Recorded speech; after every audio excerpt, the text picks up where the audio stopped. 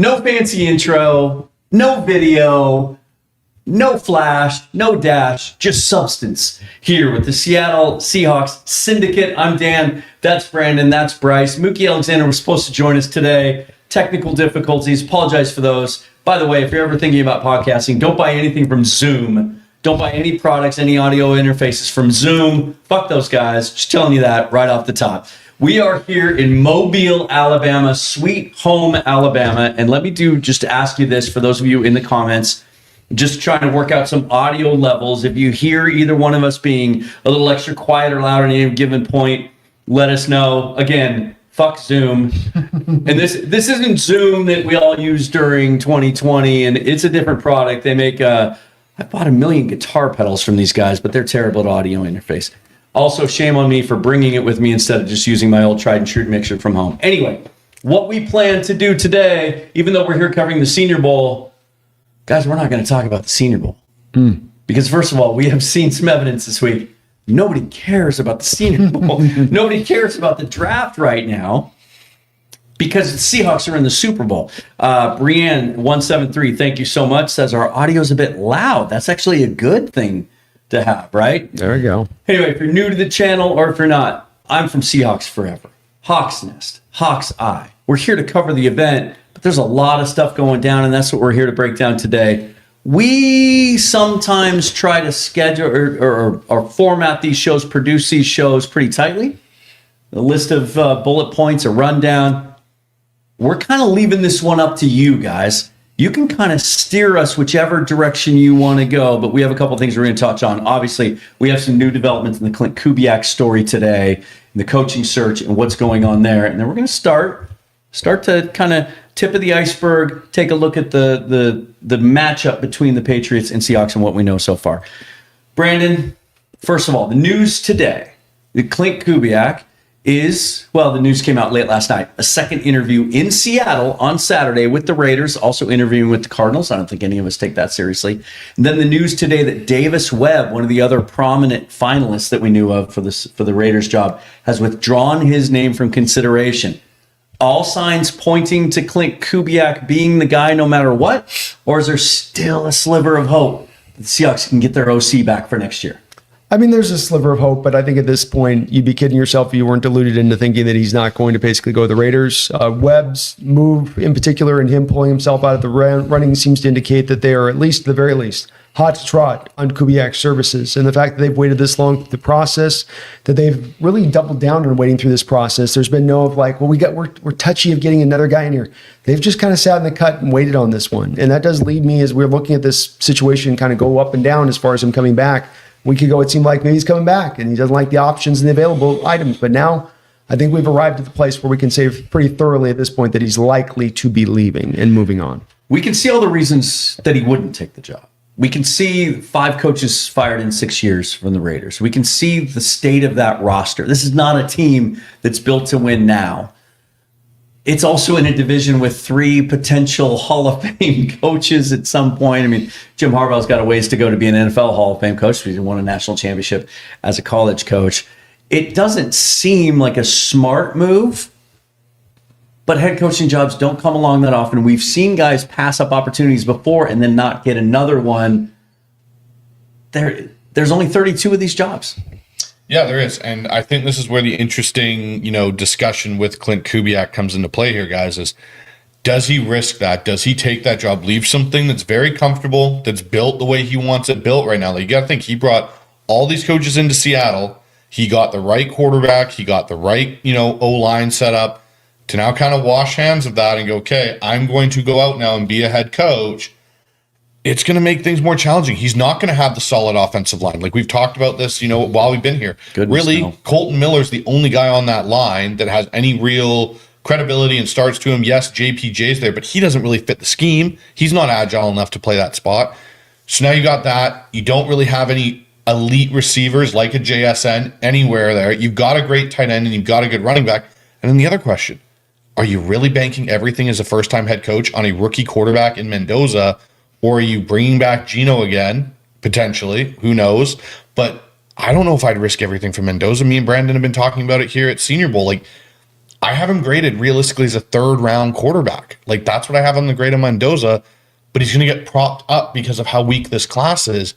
This doesn't lead me to believe it's a great situation, but to your point, Dan, it's a situation where how often do these come around? Do I, jump at it when the opportunity's hot? Or does Kubiak come back, wait a year, and maybe a better opportunity opens next year?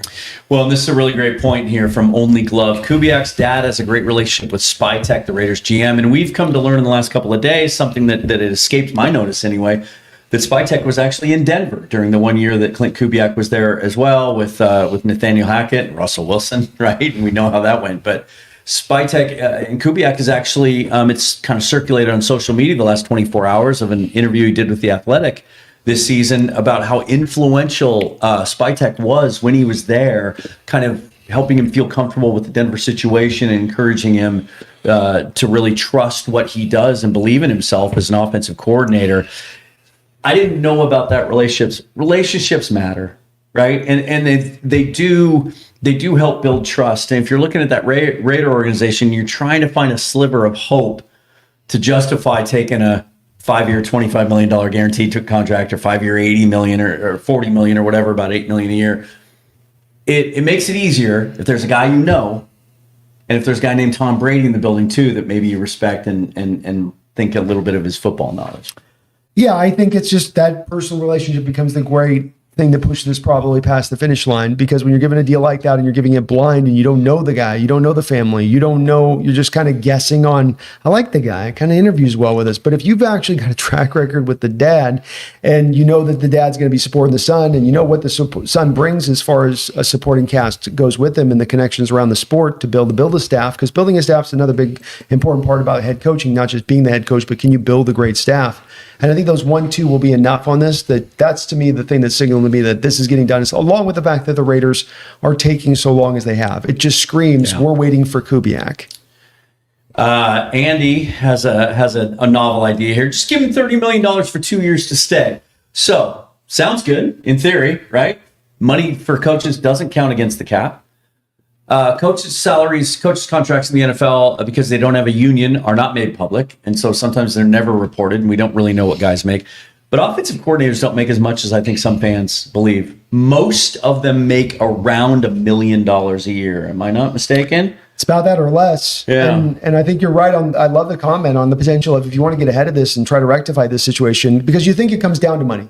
Because it ain't, to Bryce's point on this, it ain't coming down to the roster quality. It ain't coming down to your bright future. It ain't coming down to the AFC West being this wide open division where you can get back there within a year from now. It would all come down, in my opinion on this, to opportunity and money. And the opportunity is a big thing, but if it's an opportunity for failure, that becomes less so. But the guaranteed money becomes a major part of it. And if you can come in there and somehow match into that, maybe that's a way you can push this in a different direction. And frankly, from Jody's perspective, why wouldn't you? There is no salary cap on coaches. What is the impediment of signing these guys to big market deals? And there was a report about a week ago that the Seahawks were pushing to get Kubiak to stay. And that would, you can only assume and infer from that probably included a raise, maybe even a change in title. We know Leslie Frazier has the assistant head coaching title now. Maybe he'd be willing to give that up. I don't know if you can have 2 of those, I suppose.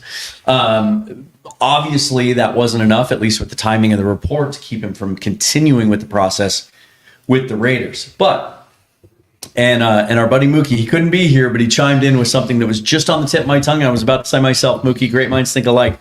The Raiders will inevitably fire Kubiak in 2026. And then you'll be back in Seattle in 2027. No worries.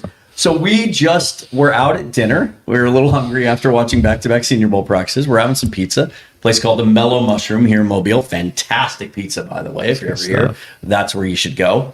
Right next to the campus of the University of South Alabama. And we were saying the same thing. Like, you look at the Raiders' history and that roster and the fact that Kubiak's skill set is very narrow. It's his mind. It's his background with the scheme. It's his experience growing up in a football family and working his way up through the ranks, and how he operates that offense. And now we're seeing, like, even throughout the season, his development as a play caller. And now he's called an offense for a Super Bowl team. But you want to rally a fan base, not the guy to do it. You want to win a press conference, not the guy to do it. And so you wonder, can he rally a locker room? Like, the players that have played for him before rave about him. but it's one thing to be a coordinator. It's a whole nother thing to be a head coach. And to me, it doesn't mean he can't succeed. It doesn't mean I hope he doesn't. But I think the margin for error is so much thinner. And Bryce, I'll throw this one to you. Like, I feel like because he doesn't have those other things, we've seen coaches that have all that stuff, maybe not the actual coaching acumen, and it's allowed them to remain in jobs for a while. Maybe even our last head coach falls into that category a little bit. Yeah. But if you don't have those things, you got to win. You got to be really good and you got to win. You got to win fast. Yeah, absolutely do. And that's going to be the key thing if Kubiak does take this job. And one big thing here, Jordan Schultz puts out a major emphasis in this search for the Raiders and why Kubiak's coming here is to get the hire right, you got to have a clear, aligned entire coaching staff. So that now, again, to your point of what you're talking about with a guy that isn't necessarily as charismatic, you might not get the rah-rah, like, hey, fan base can believe in it because of what he's saying. Kind of like Pete Carroll, to your point, you need to have everything else dialed in. Yeah. Well, can Clint Kubiak take his entire coaching staff to Vegas that he brought with him? Maybe, maybe not. And if he isn't, okay, well, who are you filling that in? Because you can't fail. Yeah. You don't have the charismaticness to fail initially and be like, it's okay, everybody. Calm down, everybody. We're going to be okay, because he doesn't have the proven track record behind him. We're talking about a guy that has been a 3-time head or offensive coordinator, and each time he's been an offensive coordinator prior to this, that head coach has been fired. Yeah. Now he's got an opportunity where he has got some consistency, and now you're going to jump ship again. There is no consistency of showing it year in and year out with the same group, same program over and over again, which as a head coach, that is priority number one. How do you create consistency with the same group year in and year out? And Mookie and I differ on one thing. I said 2 years. I think he'd last 2 years. There are some indications based on some of the reporting out there that because they understand the gravity of the rebuild and they know they're going with a new young coach who's never been a head coach, and there's a lot of work to do on that roster, that maybe with Tom Brady being an influential voice there, that they're going to be more willing than they have been in the past to be patient. So maybe he gets 2 years. They're paying 4 coaches, so you're paying 7 in Hawk. I mean, you eventually got to take a guy for 2 years somewhere. So I think you're right about that. Now, there is still a sliver of hope. About a half an hour after Ian Rappaport reported that Davis Webb was pulling out of the race. And the reason that's key is because what have we heard for the last week? They love Davis Webb. They had him in the building for 2 days for a second interview. He was a hot candidate. They're clearly ready to move on from him, even not knowing for sure that Kubiak's going to take the job. And then about a half an hour after Rappaport reported that, Jeremy Fowler from ESPN, one of the most connected insiders out there, reported that Aviro Ajiro, I'm saying that backwards, Aviro Ajiro has been interviewed twice, is still in the running, and is really, really liked and respected in that room. Is that Kubiak's agent maybe just trying to keep his name out of things, or is this a done deal? I think it's Evero's agent probably as much as anything trying to shake the bushes. Yeah. We haven't been told no yet, right? Maybe that's it. Yeah. So where do we go next? The problem is, well, first of all, let's go back to this. When Mike McDonald was hired, this was what we talked about. Mm-hmm. This is the fear when you hire a defensive guy is, can you find a good play caller? And if you do, he leaves. Well, what was our answer to that? Well, if your offensive coordinator is getting poached, you're probably pretty good. Okay? They're in the Super Bowl, his first year as OC, which means if we're going to lose him, what'd you tell us at dinner? With what? If you're going to lose him after 1 year, then you might as well go to Arthur Smith. Yeah. No. Win the damn Super Bowl. Oh, no, yeah. That's makes it worth it. We're thinking about this as being a multi-year thing, to your point on that, and that this is a season where nobody saw this coming, so this means in the future we're just going to be endlessly running around and being close to the Super Bowl, and there's no guarantee of that. And that this year becomes very precious, and it becomes very precious at the auspice of losing a coach like we possibly could here, because there's no guarantee that you're going to get the secret formula that's going to work all together perfectly well into next year and the years beyond this, no matter how good the talent is. And we've seen this with countless organizations. So it does draw a little bit more to this Super Bowl becoming a little bit more of like, well, just bonus to be here, and it becomes a little bit more of like, well, we better get this thing because we don't know where we're going to be at OC going into the future. And Clint Kubiak's effect, there's a reason he's wanted as a head coach right now by multiple teams, and that, look, he's done a great job. He's done an absolutely fantastic job. 2 30-point burgers in the playoffs on top of it. it's going to be a loss. If we We can see the development, the evolution, the adjustments, the wrinkles that he's added this last half of the season that have really worked. Hold that Arthur Smith thought, because we're going to explore that pretty deeply. But the problem with losing a guy this late in the process is a lot of other really attractive candidates have already taken jobs, and the hiring pool just isn't what it was. You're also concerned about what you touched on. That's losing your staff. It wasn't just hiring Kubiak, but if you guys remember, this process was excruciatingly drawn out last year, and it was frustrating for all of us talking about it, monitoring our Twitter every day, trying to wait for breaking news. They looked in a lot of kind of non-traditional areas. There was some thought given to almost a co-OC situation when they were talking about Hank Fraley and who he might be able to combo with. But now there's a lot of guys that just aren't available. We've talked about some candidates on the staff. A, is there anyone on the staff that you would feel confident that's ready for the position to call plays now? And B, does it help them potentially keep some of that staff? That's a really interesting question, because to feel comfortable, no. I don't feel comfortable with anybody on our staff to call plays right now. To be truthfully honest, I don't, because none of them, you go to Jake Peets, who I do like, you go to Outen, none of them really have a great history of calling plays and being successful in it. Outen has the 2022 season in Denver. We all know how that went with Russell, with that group that was there. Well, and did Kubiak start? No, Outen started as the play caller. Correct. And then they stripped it from him and they gave it to Kubiak. Exactly. So what does that tell you, for one? Two, you go to Jake Peets. He's had a little bit of it in Carolina, but not much. He was at LSU for a bit, calling plays in college. They ran the ball well. It wasn't a really explosive offense, right? Because then they moved from Jake Peets to Joe Brady, and he came in with that Joe Burrow group. There's no one on the staff that I would say 100% I'm confident, you name him OC, and we're going to be just fine. If you do go the Outen route, there is a chance you are keeping some continuity. Jake Peets maybe stays, and that's maybe where you get in that kind of, hey, Jake Peets, you're going to basically handle the passing game.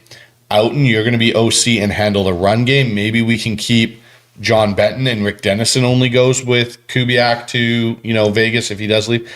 But this is where, for me, if you're going to hire somebody, I think, to Brandon's point, me and him agree on this, it's Arthur Smith, because at least Arthur Smith has been a head coach.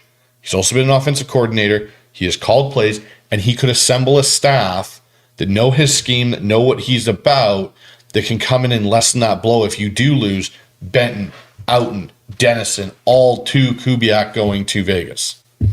You mentioned Arthur Smith. There's a reason for this. It's not just, throwing darts at a dartboard, but it was widely reported when Mike McDonald was hired that Arthur Smith was his first choice. And maybe it wasn't. There were different reports. I think Schneider was on board with it too, but I think McDonald specifically liked his scheme, liked what he did, and wanted him to come on board. Smith couldn't wait out the process, and he took the Pittsburgh job, obviously, because he wanted that security of just knowing he had a gig. He just recently took the Ohio State coordinator job, which caught a lot of people by surprise. He had OC interviews, he had head coaching interviews this year in the cycle, but we did as much digging as we possibly could today, and there is no report that he has signed his contract yet. They have reached, or they are working towards an agreement, was the last report, and that was about a week ago. It's possible that the door is still open if they should go to Arthur Smith. Every time I mention that name, fans get upset, probably because they're thinking about his head coaching stint in Arizona. But what is appealing about Arthur Smith potentially as a coordinator? Well, it's a variety of different things. First off, I think we as Seahawks fans have to be very aware of our history, and I'm always a big guy in learning your lessons, and quit having to keep repeating the same mistakes and learning the lessons over and over again. We've tried untested coordinators here. We've tried guys without a track record here. It's not worked out particularly well. So why will this one work with a Peets? Or why will this one work with an Andrew Janoku? I don't see it. It's a possibility of success, but it's not, to me, likely to be successful. And so I want to go to what's likely the successful move. And well, why did Kubiak work? Well, Kubiak worked, and he was my number one OC last year. He was by far and away the number one guy. I said, this is it. Everybody goes, number two, number three. I said, no, this one. Because he was the guy that separated himself from the rest of the OCs out there, and that he had a track record and a track record of success, and he ran the ball, and he showed a commitment in running that. And that those combinations, along with his running game and you can get in all of the aspects of it, it's a very diverse running game that will attack you in a variety of different ways with a variety of different nuance and details built within it. But he's a guy that gets a bad rap because that, like you said, the head coaching job. But if you look at what he's done with what he's been given as far as quarterbacks in the last few stops, being that he had the best version of Ryan Tannehill that we've ever seen. Yeah. He got handed Desmond Ridder and Marcus Mariota with Atlanta. He got handed Russell Wilson and Fields with Pittsburgh, and then Aaron Rodgers this year. He's not been given really competent signal callers or guys that aren't at the end of their career with the last couple of coughs to their career left. And so it's definitely made it harder for him to execute his offense. Is that a failure of Arthur Smith? Or is that a failure of the fact that, look, he's just in a bad landing location? Seattle wanted him, to your point, prior. They wanted to pair him with McDonald. He said, I can't wait on that. I need to go get the job while I got one bird in hand or two, blah, blah, blah, whatever that thing goes. So he said, all right, I'm going to just go take a job wherever I can get it. He kind of got bit by that. Yeah. Now does he come back around and say, okay, look, Ohio State's my fallback. Rather than being a craptastic offensive coordinator job in the NFL, I'll take this solid offensive coordinator job in college. And if I can get a good opportunity in the NFL as an OC that'll likely set me up for success, then I'm open to taking that, to your point on the lack of the contract being signed. I think he's in that level, and you can see that maturation process with Arthur, why he would get to that point. He'd be a great OC here in Seattle. You'd be giving him the best quarterback that he's had as an OC here in 7-8 years and beyond anything he's had as a pro. And he had Tannehill, again, rocking. He had that rushing offense rocking with Tannehill, able to be a competent passer behind it. I think with this would check off all the boxes I'm looking for as far as that background goes, and it does make me feel like there's a great chance for this being successful. The other thing that stands out to me about his time in Tennessee is, you look at all around the offensive room in every position group, and he had an elite performer at each spot. It wasn't just getting the best out of Tannehill. It was obviously Derrick Henry in his prime, and he rode him hard at times. But it was A.J. Brown, putting himself in a position to where he was worth a first-round draft pick and trade. It was Jonnu Smith having the best years of his career as a tight end. How much do we talk around here about how we don't involve the tight ends enough? So, yeah, I think there's a lot of real positives about Smith if he's available, if he's open to it, and if that is an opportunity. Who's the bigger loss if it comes to this? Is it Kubiak or is it John Benton? 10 years of horrible offensive line play. And we finally turn the thing around, and now we might lose an offensive line coach too. That's a tough one because what I'll say about this is Kubiak this year has been a great play caller. Like, he has called good games, he's called great games, he's called some so-so games. And I get the appeal of John Benton, but I think a lot of that is John Benton in a system that his philosophy works with. So you could keep John Benton, but if Arthur Smith comes in and maybe doesn't have exactly the same identical philosophy as a Klint Kubiak, John Benton's offensive line may not produce the same way, right? There, you kind of run that risk. So in this case, I think it's a twofold. You lose Kubiak, you are almost certainly going to potentially lose John Benton, because John Benton might even look at it and go, well, I don't know how my offensive philosophy on the line is going to sync with whoever's calling plays, who's building that offensive philosophy going into next year. Where he goes, yeah, if I go with Kubiak, I know what I'm getting. I know it inside and out. I've known it for 10 years, for a decade. It just, to me, I think it's when you talk about a bigger loss, I don't know if you can say it's one or the other. It's kind of a conjoint thing. Any names we haven't mentioned that might be available that you think could be a fit? Seems like the guys that you had maybe thought with like a LaFleur or, Kubiak out there in San Francisco, they've seemed to just kind of be reinforced in the places that they're at. So I think at this point, you're just going, I really kind of feel like they'll just go in-house because of the lack of options if they can't get an Arthur Smith time. And that's the secondary fallback. And it's not the best option, but it's just like, what else is out there at this point? This is the problem with having a head coach hired this late in the process, is that everybody's basically off the board as far as high quality candidates go. And so you're just going to, just like what we did with Grubb a couple of years ago, you're kind of picking through secondhand choices. One advantage that I suppose John Schneider has in this situation is we've seen Kubiak's candidacy kind of evolve and grow throughout the season. And I have to admit I was wrong. I said early on in the season, as soon as I got to experience a couple of his media availabilities in training camp, that like, this isn't a guy that's going to blow any owner away and move him to want to hand over a bunch of guaranteed money for a guy that's unproven. Obviously, he's just done so well in his current job. And an old boss of mine used to say, you want to get promoted, just be really good at your current job. And he's done that. He's obviously put himself in this position, and we've seen that grow. So this isn't blindsiding them. It's not catching them off guard. it's possible that John Schneider has already started to poke and prod and contact agents and contact guys as he can. I don't think if Kubiak moves on, we're going to see a month-long process again like we did last year. We might see them pivot pretty quick. Yeah, I think if it's not Otto Smith, I'll call it Otto Smith. That's my new nickname for him. I like that, yeah. If it's not Otto Smith, then it's going to be you're going to Pete's or Janoka or Out. yeah. I think it's one of those. These are basically your options on the table. I think I can't see them bringing somebody in from the outside at this point that makes a lot of sense. What about this one? Peter, go Hawks. Thanks for the donation. Really appreciate it. He nominates Bryce for offensive coordinator, which is something he currently does. He is employed as a play caller. He's got a track record. He's got a nice track record of success. Yeah. Loyal, 12 for the job. You're going to throw a couple $1 million at me to go be the OC for the Seahawks. He'll take a discount. Guys, let me go. Loyal to the job, 12. Don't let us down, brother. We know where to find you. Go Hawk. Are you an outside zone guy? Or are you Actually, surprisingly, yes, I'm very much in this wheelhouse of West Coast, outside zone, under center. It's what I do with my guys. So here's an interesting name. I'm going to throw one out here. Okay. What about Tommy Rees as an outside potential candidate? He's got a history with it. He's from the McVay tree. I get it. We've had our skepticism with that with Shane Waldron and how that turned out. But if you're looking for, because to Brandon's point, it's very slim out there, but you want to still, again, you want to find someone that's kind of in this West Coast, outside zone, play action, because as we've seen, that's what Darnold thrives at. If you all of a sudden bring a guy in that wants to do a whole bunch of pure drop back stuff and kind of abandon some of the things that's made Sam so effective this year, and even last year when he was in Minnesota, it could throw Sam for a whirl as well. So I look at Tommy Rees. He's got the foundations of it. He's got some modern spread elements into his system. It's a good, strong, he's young, he's adaptable. You might be able to get a Tommy Rees potentially as a guy if where he's at currently. And I can't remember if he's still in Cleveland or if he's been relieved of duty since Todd Monken's taken over. Yeah, he was, and there was some thought that he might just go with Stefanski to Atlanta. Interesting thing about Rees too is he was Jalen Milroe's OC or quarterback coach.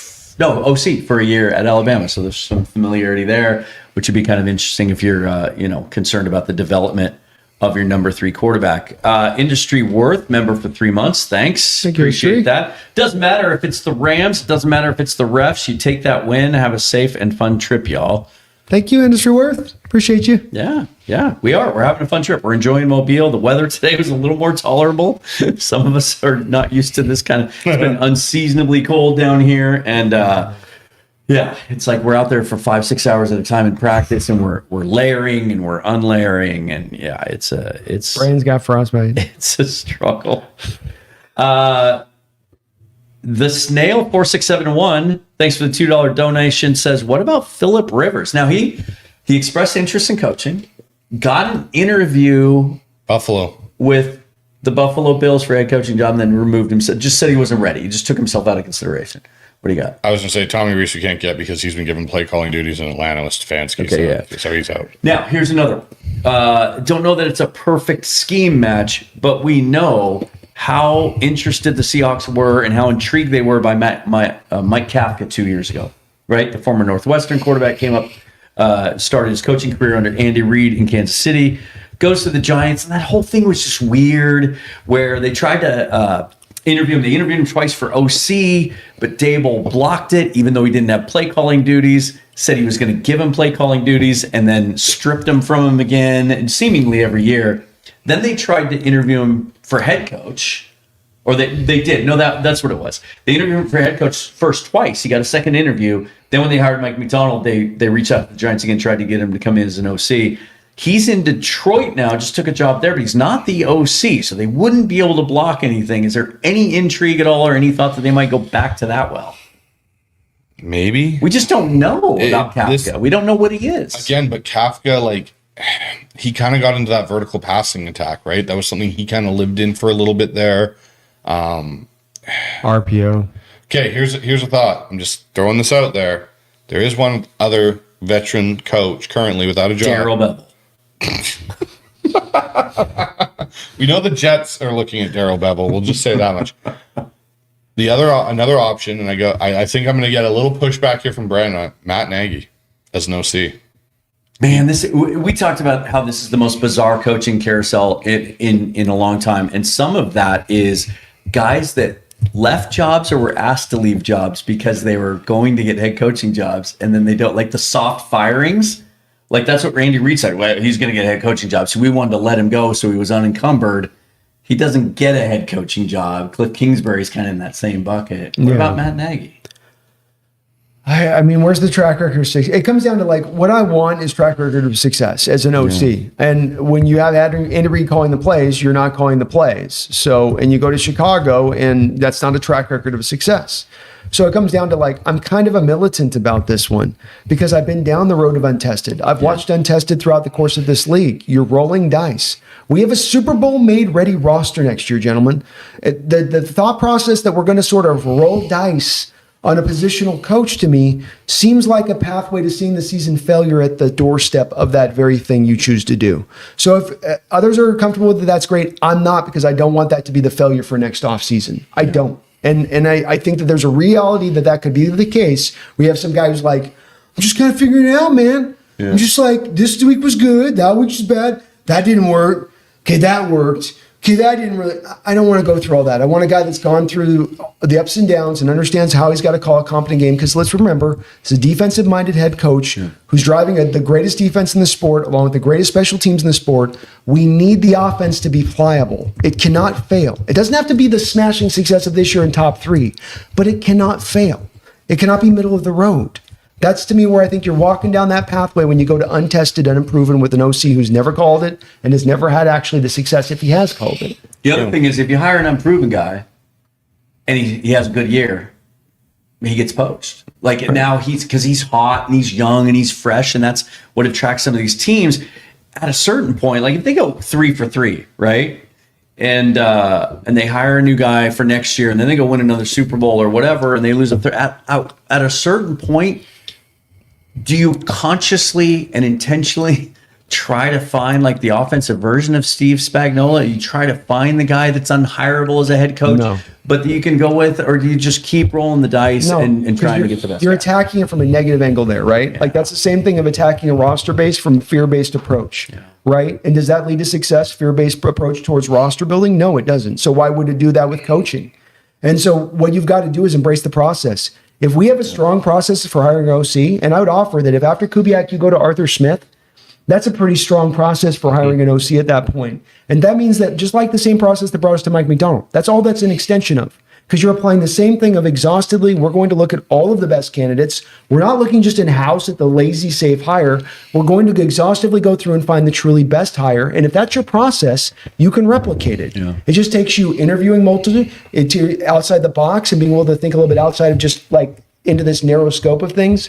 But that's why I bristle at that. I just think it's got a little bit too much of the fear-based nature in it when you're doing that, where, okay, so we go for a lesser OC because he'll stay here longer. And it certainly doesn't seem like the way Mike Macdonald or John Schneider think. No. Yeah. And how many OCs did Bill Belichick have to churn through? I mean, Josh McDaniel, and then he left. And then it was Bill O'Brien, and then McDaniel comes back, and then he leaves again. To your point on this, and you're not trying to make this direct point, but Arthur Smith comes to Seattle because he not only knows this is a ready-made offense, but that gets him the best opportunity to go and get another head coaching job down the line somewhere else. Yeah. And so now there's the inverse of this too, right? Where, okay, you're having guys, you want to keep the guy forever. That becomes the appeal of the job. The appeal of the job becomes you can come here and have a head coaching opportunity because you're going to have such success here, and you're not going to be a miracle worker to make it happen. Now, become a head coach. Come to Seattle. Take a year. Be a head coach. We'll make you millions. It'll be fine. We'll pay you well. That is a great point. If you're nervous about a reduced hiring pool, man, whoever is available and willing to take the job, you're going to be the most attractive open OC job that you could ever ask for in the NFL. Right. There's an argument to be made, and we'll see what happens with Rashid Shaheed. We're all confident he's going to come back and be re-signed. He said that's what he wanted. The team said that's their intention. You could bring back all 11 starters and depth back on this offense. You talk about continuity with a franchise quarterback and a good running game and a young, improving offensive line. Who wouldn't want this job? Well, let me push you past that. What's been a better opportunity over the last 10 years in football for an offensive coordinator to walk in a position than that? maybe the second time Josh McDaniel went, or the first time he went back to New England after he failed in Denver, and Tom Brady was still He there. had Tom. That's all he had was Tom. What else did he have? I got enough. one That for was you. enough It's for when that. Kyle joined Dan Quinn in Atlanta. You had Matt Ryan, you had Julio Matt Jones, Ryan you had Devontae. Yeah. You had that group. You had Tevin Coleman. You had a two-headed running back attack. That was probably the only time. Roddy White at the other Roddy wide receiver. White, Yeah. like, That's not a where you bad. That's walk- probably as close as you get. Yeah, because you had Austin Hooper at the time, at the height of his powers, a tight end, being one of the better young up-and-coming tight ends. Like, that was when a OC walked into a situation, you went, yeah, I've got firepower. Like, what? Seattle, that's where I would go. But it's an equivalency, right? It doesn't supersede it. It's an No, it's equivalency. They didn't have the literally, offensive it's like a line. parallel to that situation. So just on an in-house comparison here, guys, if you compare Pete's and Outen, because they're the two real in-house candidates, that if they have to go with an in-house, Pete's is an OC at the NFL level, zero experience calling plays. Justin Outen has it where he called plays in Denver. The one thing you're getting, though, and this is the big thing, Pete's more pass game focused. That's been his whole repertoire, really. Right. Outside of being a running back coach in college for a bit, that's really kind of his focus. Outen, not so much in the pass game, run game, O-line's kind of his thing. If you look to modernize the offense more than what it is, you probably lean to Pete's. If you look to keep what you've got going continuity-wise, what you do philosophy-wise, you go with Outen. And so that's where I think if they're going to go in-house, I think after what Mike said, they're probably leaning Outen. Give him that title, but Outen may not be, it may be what we saw with Bevel and Cable back in 2013, 2014, 2015, where you have a guy that specializes in one thing, and I know it's a scary thing, but maybe this is a way we keep it from not going off the rails if you can't get an Arthur Smith, because that's the key thing. And I'm in total agreement here with Brandon. You go after Arthur Smith. You come at him with a big boatload of money and go, hey, look, ready-made offense, don't come in and screw it up, and we're off and running. And you may parlay this into another head coaching opportunity. Yeah, we've got a couple of comments about just show him the money, but it's not. And I was convinced of this recently by this guy that's leaving right here. It's not just the average annual value. We were talking about the idea that, like, the Arizona job, for example, they're known for really lowballing and paying their coaches very little money. Other organizations are too. Raheem Morris only made $4 million last year in Atlanta. That's shocking by NFL standards. It's not about the AAV. It's about the guaranteed money. Yeah. Oh, and that's where maybe you could find that place with the Kubiak where you're able to do the thing that you split the atom in the way that nobody else can seem to do it. So in the NFL, where these OCs come up for a head coaching job, they take it, to your point, because they're going to get, let's just call it $25 million. $25 million guaranteed, or $750,000 a year. Mm-hmm. Every person that's listening to the show right now, if I present that choice to you and I say, which would you like that? I'm going to tell you the job. You're not going to die at the second job you take. You're not risking your life. You're not fighting fires in the forest. I give you 25 or I give you 750 without knowing what the job is, what you take it. Like, everybody's taking sight unseen the 25 million. And that's why people take jobs that they know they're going to fail at, like Kubiak will be doing with the Raiders. So can you offer him that big deal? Well, we know that NFL franchises make multiple hundreds of millions of dollars in profit every year. We know their valuation goes up somewhere in the neighborhood of 6-7% or something every year, it seems like, depending on how they sell. So you've got the money. If you want to pay this guy that amount of, hey, we'll give you $25 million. $25 million for a couple of years. And then you can go take your job still if you see, but go take a prime spot. Don't just take what somebody's giving you, Clint. And that's where, if I'm a smart owner, that's what I'm doing right now, is in their ear going, look, I'm not trying to push you off the or say you can't have a job in the future for a head coach, but I'll say this. We think money's the deciding factor for you right now. You see that Raider situation. You see how dark that thing is. You know you're going to be fired in 2 years, Clint. Come on, look me in the eye, Clint. Look me in the eye. You're losing that job in 2 years. So if that's the case, it's about money. So let us find some common place here. Let's find some ground that makes sense for both places. Yeah. I would love to see that. We were talking about Denver and why this guy went back to Denver. What's his face? Webb went back to Denver while Lombardi's still there. Because we know coming into this year with Denver, that's one of the highest paid staffs in the NFL. Mm-hmm. So you got the proof in the pudding where it carries weight. If you give those guys money, it will carry weight. And we got a great point or question here from Catalyst. You don't know if Kubiak will even want to build his offense around Mendoza if he goes to Las Vegas. I don't think it's going to work. And not just the Mendoza thing, but the idea that, well, certainly he's smart enough to see the history in that team when it comes to head coaches, the state of the roster.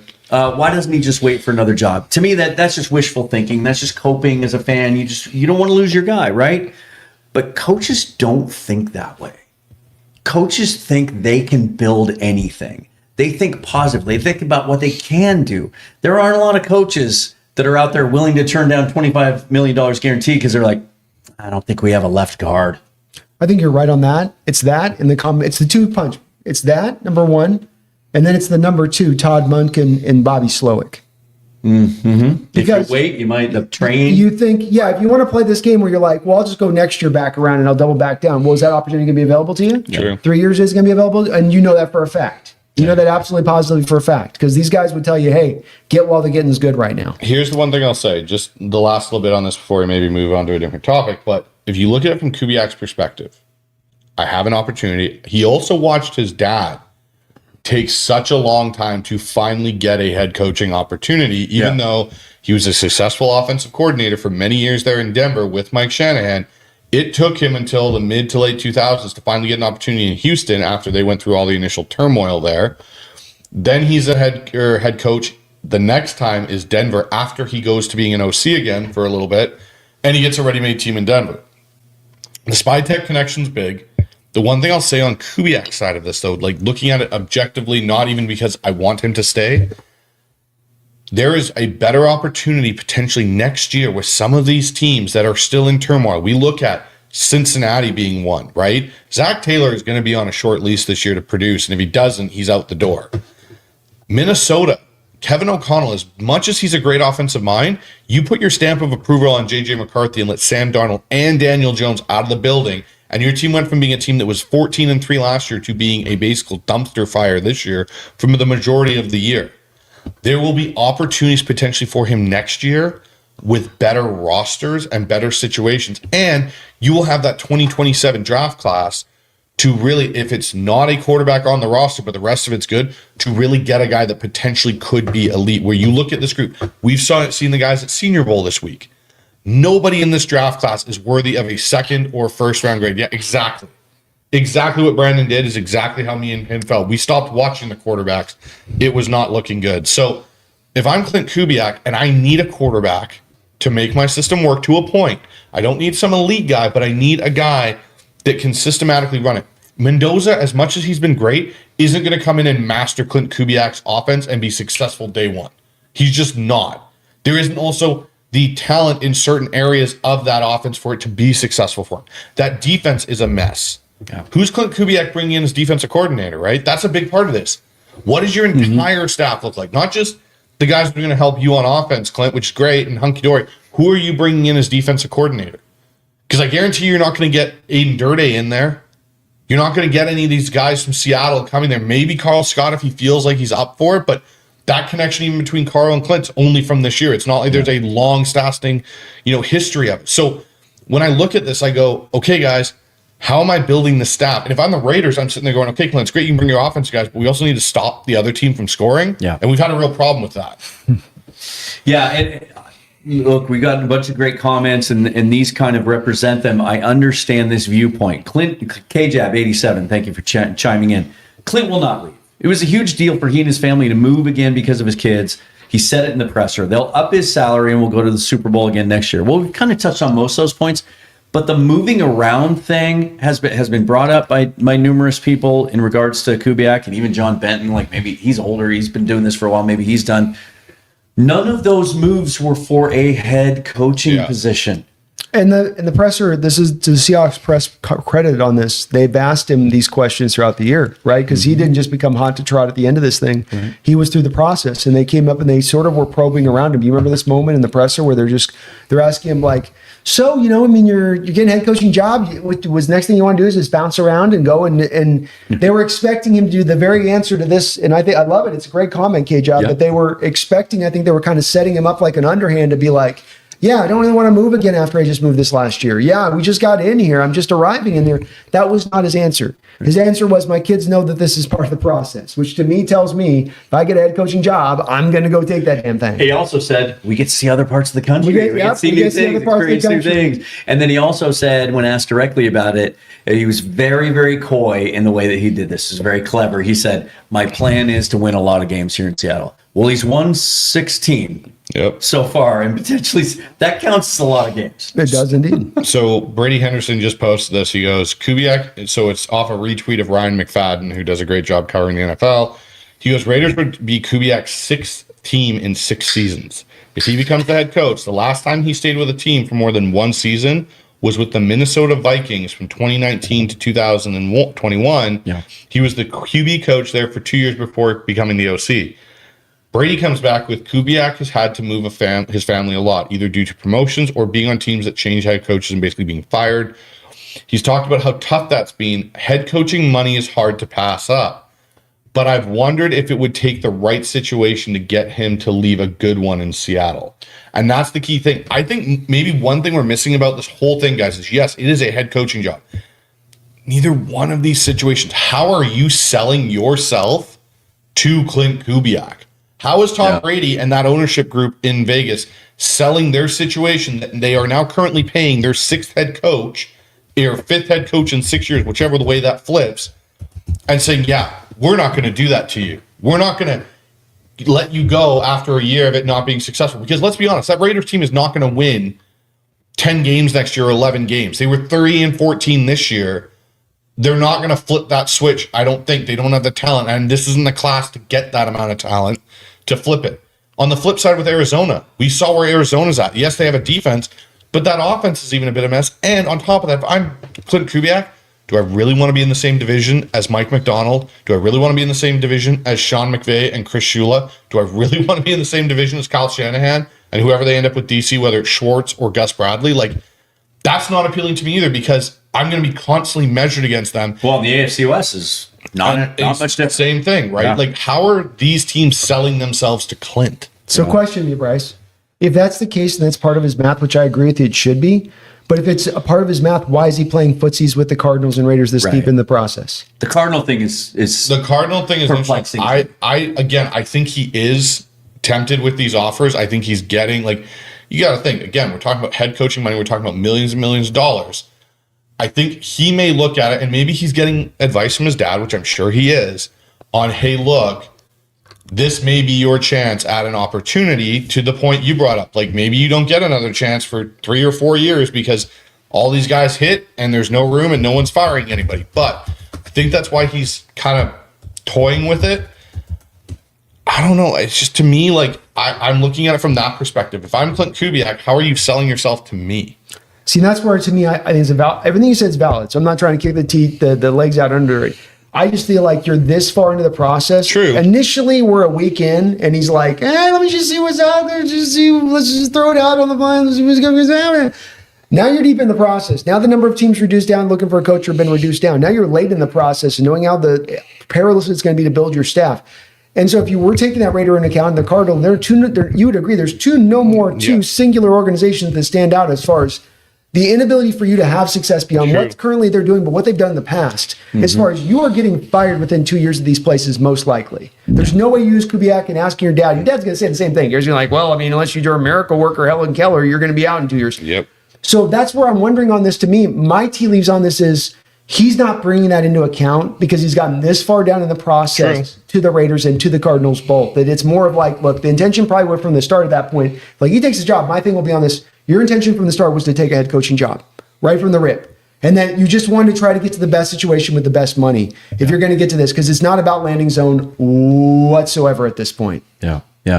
Agree with all that. And look, if we're going to end this, I mean, we could talk about this for another hour, but it's there still is a sliver of hope. And that is what Albert Breer told me on Tuesday. And that is, throughout this process, and the reason he's been so methodical about it is he's not sold. He's not sold. He's not sure. He's not sure if he wants to take the job. And to a lot of your points in the comments here, like, the Seahawks are, based on reports, trying to get him to stay. And that would, I would assume, involve, we'll throw you a few more ducats, right? But the idea that he should turn it down just because we all think it's a bad job and something would be waiting for him next year, you just don't know. Let me ask you guys something. And this isn't Raider related because there's no cap on the coach's contract, but let's just say it's budgetary. If John had the understanding that if I go $6 million more per year this year, that I can't use on my cap space, that's going to go to Kubiak essentially, would you guys throw that money to Kubiak? Yes. Yeah. Would they? I don't know. I think they would. So Chip Kelly got $6 million last year, and that was reported as the highest any OC has ever been paid. Just doing a quick search, and again, coaches' contracts in the NFL, they're not required to disclose them anywhere. Yeah. And so it's hard to get your finger on those. Like, nobody knows what Mike Macdonald's making a year, other than there were some vague reports when he was hired that he was, at that time, potentially being paid as more than any other first-time coach. 10 million. Which would be about $8 to $10 million. Yeah.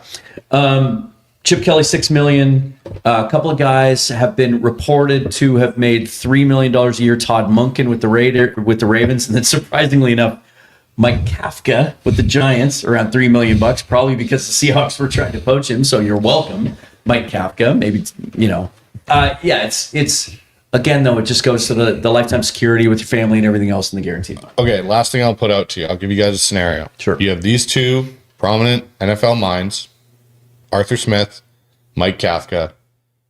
Out of those two, I know where you lean. Where do you lean, Dan? That'd be Arthur Smith. Arthur Smith? Yeah. It's a known quantity, and just knowing that McDonald it appealed to him before. We're talking about one of the smartest defensive minds in the league, and he thinks that's the guy that I want running my offense. Probably means he thinks he can be pretty effective. Why not? You want to know why it is, by the way? Let's break this down really quick. Not that we're elongating this, but the reason is because Arthur Smith runs more of a detailed-centric run game than any OC in the sport. And what I mean by that is that he'll have the chip come up on a double team, and it'll be like, I want your hand here for a half second, and then it's a climb down the linebacker and get to the front foot of the linebacker, and then get to the front shoulder of the linebacker, and then I want you to land up for a second, and then I want you climbing down the safety. Like, he'll do a 3-prong pull on it process. And if you think about it, with a light box like we run, the big problem that would have if you're a defensive minded light box coach is that kind of run game, because that'd give you the biggest problems, because it's basically punishing gap and a half schemes. Yeah. To the greatest degree. It's getting him out it's forcing him into one gapping, essentially, to pick a lane on it when you kind of double him in that way.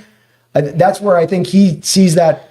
He sees the value in that. That's a front running kind of cutting edge kind of thinking on that, especially for where the fronts are going in the NFL. Here we go. Here's a good question from Johnny 4267. I mean, the AI has gotten so much better lately. Can a computer call plays? Can we just have the Microsoft Surface just dial it up, just program it? I'll tell you what. People asked about this in the draft. You know, the draft thing for years, the consensus boards have been showing, when you take the collective consensus, that's where the strength is at. And it's kind of showing that, like, inherently that almost the AI, almost the consensus of nationwide and mock drafts are almost smarter than what you get from individual teams and what they do performative wise. So maybe it's going there eventually. You never know. All right, let's talk about some stuff related to the Super Bowl, shall we? Injury report came out today. Again, this is a walkthrough. Full practices don't really happen until next week. This is what it looked like today. So, among the did not participate, Eric Saubert, nursing a hamstring injury. He was limited on Wednesday, or estimated to be limited. Charles Cross did not participate after being estimated to being limited on Wednesday. Let's hope that's not a setback. Let's hope that's just, them doing their due diligence and nursing that injury. Otherwise, Jake Bobo limited, Sam Darnold limited with that oblique, although Mike Macdonald has already kind of put us at ease with that, said he felt better on Sunday than he did in the divisional game against the 49ers. Josh Jones limited. Mark Kite didn't participate again. Julian Love, Robbie Oots, Brady Russell, Drake Thomas limited. Robbie Oots is interesting to me. They obviously were able to get through the NFC Championship game without him, and even the divisional round. But it seemed like since he came back from the injury list, for all the growing pains we kind of saw the first part of the season before he got hurt, he felt like some things clicked for him. He looked like an NFL fullback. And as that running game was getting better, and we were, 5 straight games with 160 yards rushing, and we saw it come to life, he was a real key. Now, they didn't need him to win the last 2 weeks, but how much would you like to have Robbie Oots out on the field against the Patriots? Oh, I'd love it. To be honest, I think the only way Elijah Arroyo gets activated for Super Bowl Sunday is if Robbie Oots can't go. That's the only way I see it. I don't see Arroyo coming back, because if you can get Oots healthy, he now plays that role of your fourth or extra tight end, because you'd have Nick Caller up, you'd have Eric Saubert and AJ Barner, obviously. And Oots gives you that flexibility to line up in what would look like 21 personnel. He shifts, and you now are in 12 personnel, because he moves into that tight end spot on the other side, opposite AJ Barner, and you're in a 2 tight end set. And that flexibility is something we've seen Kubiak use lately with Robbie Utes that has caused teams run game fit issues on defense where, okay, they come out in this, we line up accordingly, we get our gaps and everything set, and all of a sudden you see them shift and they either run to it or they run away from it. Or you'll see they'll run to it and they'll bring AJ Barner still across to kick out, or they'll bring their other tight end, whether it's Saubert or something. So I think the fact that Robbie Utes is at least a limited participant is a good sign he's going to be back. Because I saw him get injured in the divisional game when he was playing in San Francisco, and what it looked like was a really bad stinger. Like his arm looked like it was dead. I thought he dislocated it. He was hanging it so low. So if it's a bad stinger that he can come back from and be ready for the Super Bowl, I think that'd be huge to help Seattle's run game. Yeah. Agreed. Myself, the I formation and the offset I formation stuff they ran with the Niners was just brutal. I think that Vrabel is going to be heavily leaning into trying to take away the run game from the Seahawks. And the second he sees 21 personnel or 12 personnel, it's going to be an indicator to go base or go with those 6-man fronts that he can sometimes like to run. And if that's the case, now you're getting things set up for Sam on the back end. If it's a pass play, to have limited numbers on the back end like we had early on in the year, to where now he can attack some mismatches on that side of it. So I think he could be a very helpful puzzle piece into this. I agree with Bryce. I think if he's not able to go, that's probably the Arroyo activation that you go with as kind of a way to, give your next factor that you can kind of bring into play here offensively. Got some starred comments, some super chats to catch up on here. Lane Vanilla, the $4.99 dono. Appreciate that. Can we pull off this W? I'm so nervous. I can't function. We'll talk about whether they can win or not, obviously, but how are you guys right now with anticipation level? Like this 2 weeks, we haven't had to experience this in a while, 11 years to be exact. It seems like forever. I don't find myself nervous right now. And it's weird because we've been down this road before, Seahawks fans, recently with the Steelers game coming into it. And the thing, you play the Steelers in 05, Steelers were hot as any team in football walking into that game. It wasn't merely that they were 9-17 that got in the wild card, that they were the hottest. And that was understood, like walking into it.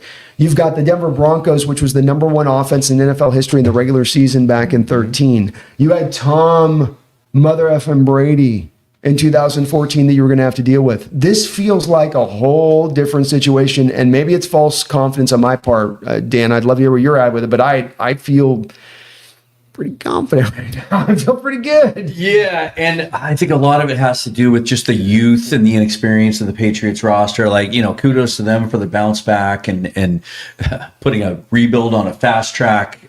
Tremendous job by Mike Vrabel. He was actually, when they fired Pete, he was my first guy that I wanted. He was available that offseason. I didn't know enough about Mike McDonald at that point until we got deeper into the process. But he was the guy. They never really had an interest. Maybe Schneider just didn't see a personality fit there. I don't know, but the youth of Drake May, we saw some stats today. Is this what I'm looking at here? Do I have the right thing here? We do. Okay, let me get rid of this banner here for a second. So this is something that you found earlier today, Bryce. Quarterbacks under 24 years of old facing a Mike McDonald defense since 2023. 0-6. 1 touchdown, 8 picks, 23 sacks, an average passer rating of 62.5. And you might think, well, maybe all those quarterbacks they faced under 24 are guys like Max Brosmer. Not necessarily, right? You have the list? Yeah, so the list of quarterbacks, sorry, I'll bring that up right now. My apologies. And Brosmer's over 24 years old. Yeah, that's unfortunate. He was the person who exactly, right? So of that list, you have CJ Stroud twice that he has played CJ Stroud. Both times caused him, as we saw this year, problems. Yeah. Brock Purdy's another one. Dorian Thompson-Robinson was another one. Caleb Williams was another one. Cam Ward was another one. Okay, there you go. Yeah, there's nothing, especially, we can talk about strength of schedule and the strength of defenses that Drake May saw this year. He had a bit of a favorable path to his second year. Mike McDonald, especially 2 weeks, given that's another one. You look back on his career coming out of bye weeks, and he's been fantastic. He's going to show Drake May some things he's never seen before. In a way, he's never seen them. The thing with Mike McDonald's defense, and what you think ideally, Dan, to your point on that, is what is going to screw up a rookie quarterback, first-year quarterback, second-year quarterback? Ultimate complexity, but ultimate complexity beyond just the secondary across the board. And the thing that Mike has done is what makes him truly cutting edge to me is that it's not nearly like Fangio is with the Cover 2 show, where it's all feeling very secondary based in his machinations and all of the little flourishes he wants to bring about, and he's going to stay front four. With Mike, he can kind of do everything everywhere within his defense. And so this is where it comes back to me, where it makes sense that a young quarterback's going to get confused by, I don't know what the front's doing. I don't know what the inside off-ball linebackers are doing. And I don't know what the secondary is doing prior to me snapping the ball for sure. I have maybe an idea, but he's going to fool me often with it. Sometimes the mic, and remember with this, and Bryce can attest this, one of the first things quarterbacks do when they walk up the line of scrimmage is identify the mic. And a lot of times I've watched him out there of Eamon as the mic at times. And you go, what am I to do with that? I got the damn slot sitting in off-ball Mike linebacker position as a rookie second-year guy. How do I read that? Where do I go? How do I identify him on that? Is he going to slide back to slot post-snap and the middle slides back to middle? And that's just the linebacker. That's not the fronts. You got loops you run up front. You got your linebackers, your interweave between Mike and Will. And then you got your secondary that's in an ever-changing state. So it's not that it's just that he's good on it because he's just Mike McDonald. He's good on it, and it makes sense as to why he's good at it, why he's dominant at it. Yeah. Anything about what the Patriots do that concerns you? No. Sorry, it doesn't. Okay, let's put it in perspective. I get there was bad weather in Denver. But up until that bad weather hit, they mustered all of 10 points versus that Denver team with getting multiple possessions as Denver could not sustain anything on offense with a backup quarterback. Yeah. The week before that, you look who they played. Same kind of situation with the Texans. Great defense, really held them in check. Texans offense could not get going. Just fundamentally struggled. Did not have Nico Collins in that game, which was a huge loss for them. Huge. Then you go back another week and you go to watch the Chargers, and the Chargers have nobody to protect Justin Herbert, and they only win 16-3. Yeah. What about you scares you when you look at what Seattle's offense has been able to do against better quarterbacks, better talent through their playoff run, even though San Francisco was beat up, you literally beat the piss out of the 49ers from the opening kickoff. You come into this game versus the Rams. You take the first possession and go down the field, running the ball, play action. Sam Darnold, one of the top 10 playoff performances as a quarterback, statistically speaking. And now you're coming into a situation where you're probably not going to have bad weather. It's going to be mild. It'll be nice in Santa Clara, maybe a little bit of wind. And you're walking into that situation going, our defense is fully healthy. Our quarterback is playing at a height level right now where we see him playing as one of the top 10 quarterbacks in the NFL statistically. You've got a run game going. And, oh, by the way, yeah, you guys also haven't played against the number one receiver in the NFL. And I know Chris Sims says if JSN gets covered and Mike Vrabel takes him away, guys, we're in trouble. He's going to do that, man. Yeah, he's going to take him away. That's all you have to do to beat the Seahawks. Just take JSN away. Yeah, just take him away, which I think there's there's been 19 games this year where teams have tried to do that, and some have been a little successful. Minnesota being the most successful, where we didn't really need him in that game. Yeah. But just make scoring drives. Did they take him away though, or did he just not have to do? That's my point. And you don't think Chris Shula's whole entire defensive philosophy in this last game was like, "Hey, we can't let JSN beat us." Oh, that's right. He went for 11 catches for 153 yards and a touchdown. Made probably one of the best catches of the year on that one-handed grab from Sam Darnold. I just don't see a way. New England will be in the game. I just don't see how they stay in the game for the entirety of 4 quarters, where you've got a young quarterback in Drake May, and yes, he has Josh McDaniels. Josh McDaniels with Tom Brady GOAT level quarterbacking, a little bit different in his bag. What are you going to do when Drake May comes to sideline and goes, "Coach, I'm seeing ghosts. I don't know who's coming. I don't know what's Mike McDonald doing over there. I don't know." And Josh McDaniels going to sit there and go, "Well, it's okay. Just figure it out." Yeah. And Drake May is going to sit there and go, "I can't figure it out." And we've talked about how the way that you can beat this Mike McDonald or challenge this Mike McDonald defense is you have to be elite. Yeah, we talked about this a couple weeks ago. That's why Matt Stafford, that's why the Rams are a tougher matchup, Yeah, they're tougher. And a few times around the block, you've gone. Yeah, exactly. And that's the difference between the Niners and why we've been able to really control that offense and the Rams, because Stafford can zip a ball 25 yards down the middle, down the seam into a window this big. May can do that, but he has 15 years less experience seeing it, doing it, feeling comfortable and confident in it. Josh McDaniel, I want to talk about him because I always kind of viewed him while he was under Belichick in New England as he took sort of a Bill Belichick approach to offense. And by that, I mean, Belichick was famous for, like, he didn't just run his scheme you didn't even know what his scheme was. He would completely morph it and reinvent it week to week based on the matchup and the personnel. Josh kind of does the same thing. Like, he'll completely, 1 week he'll run the ball 50 times, the next week he'll throw it 50 times. How do you expect him to try to attack McDonald? Well, I think what you can count on and what you can take advantage of with him, especially, is the shotgun looks. Because what you do with these young quarterbacks, as we've seen in recent years, is if you want to get them accommodated fast, you've got to run a heavy amount of shotguns so they can fall back on their RPO stuff from the college era and they can feel comfortable. Because if you have them running under center 24/7, it just isn't going to work. And when watching the tape of the Patriots on the first couple of games and watching them, that's just what they're doing.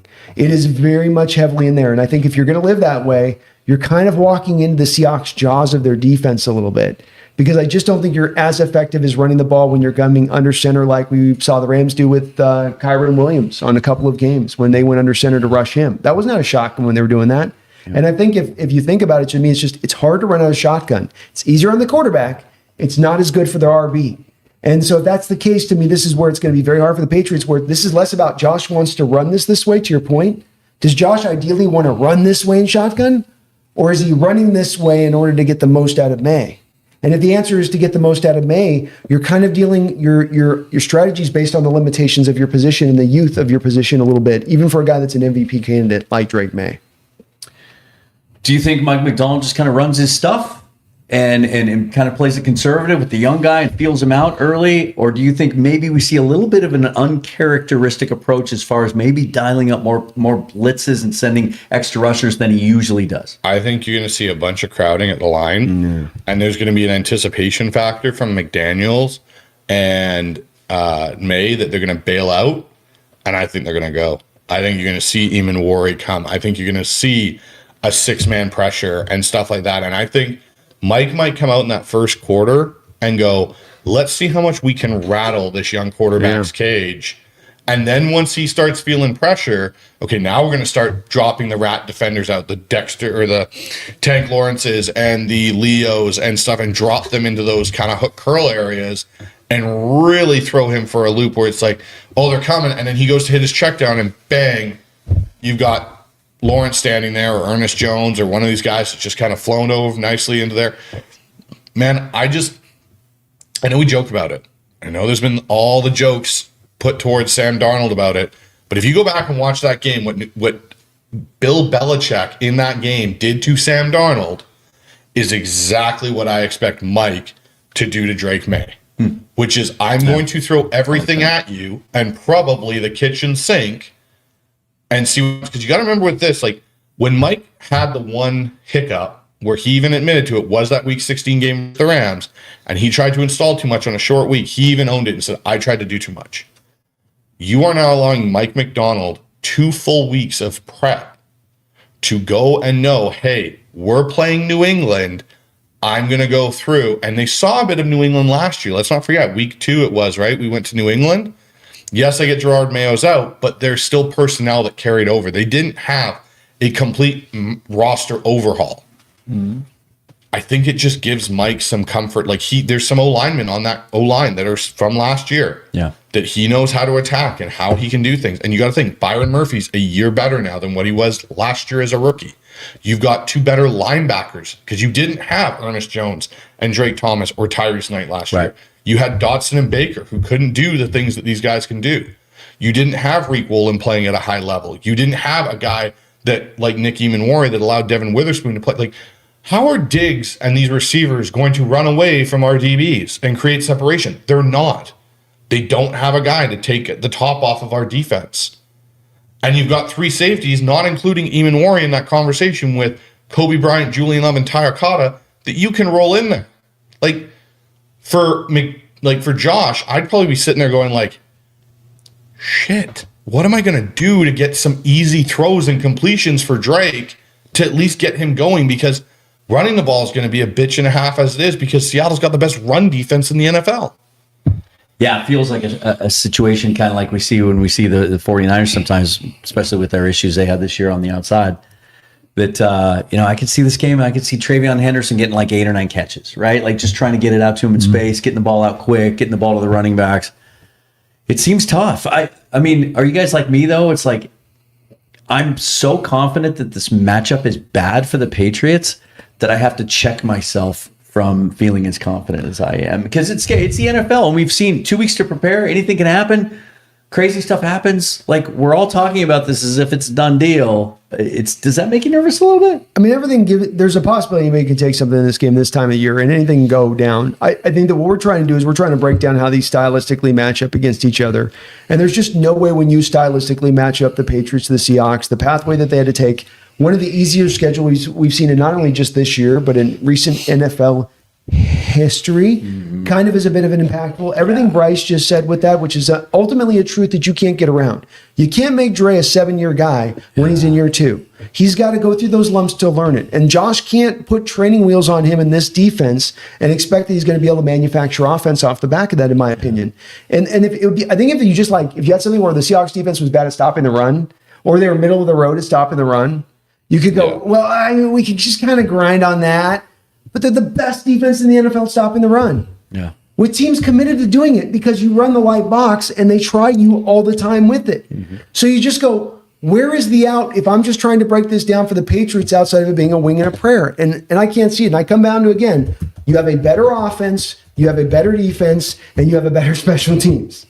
I mean, it's you got to get down to that. When you put it that way, it just goes, is there a chance they can win? Yeah, there's a win. I'm not predicting a blowout necessarily. I might in another week. I might talk myself into this, quite frankly, the way that this is going. But I'm just saying that there's no real pathway here that on the surface of breaking this down from an analytical level that you go, Patriots have an inroad here or they have an inroad there. Dan, has there been an easier pathway for a Super Bowl team to reach the Super Bowl than the Patriots over the last 10 years? No, we can talk about strength of schedule. We can talk about number of teams over 500. We can talk about number of playoff teams. I think there's only one team, one win over a team that's in the playoffs. It's and if you could find this, you found something the other day. Where it goes through game by game by game with what the Patriots faced this year. It's not just. Look, I can forgive. I can understand. It's not all about that. Sometimes you can play a soft schedule and still be a great team. Yeah, but it doesn't sharpen iron. The old saying, "Iron sharpens iron," that Seahawks like to use. It's not. It doesn't prepare you for those moments. Right now, kudos to them. Tough environment last Sunday.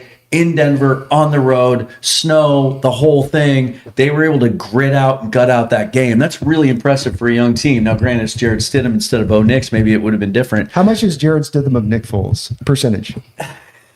Well, he's shorter. So just I'd give say me 80%. 80. Okay. But let me ask you this. This is something that popped in my head while we were talking about this about 5 minutes ago. Would it have been a tougher, because I'm going through, to your point on history, and you look at teams that were known to have a dominant defense, they usually win the Super Bowl over the team with the great offense. And there's many examples of that. Would the Broncos, even with Jared Stidham, have been a better, tougher matchup? Would you be a little more concerned right now about them because of that defense and because of Sean Payton's mind offensively than this Patriots team? If Nix is out there, not with Stidham. Even so, with Stidham, that's not with Stidham, because I think your 80% is being kind, to be honest with you. I mean, Nick Foles started games. Nick Foles was made a starting caliber quarterback by a team in the NFL. Sure. They looked at him and said, we're going to make you the guy. No one is ever going to make Jared Stidham the guy. No one, unless they like the double-handed pass. I mean, maybe there's going to be a thing with the double-handed pass, but I would say he's 65%. Okay.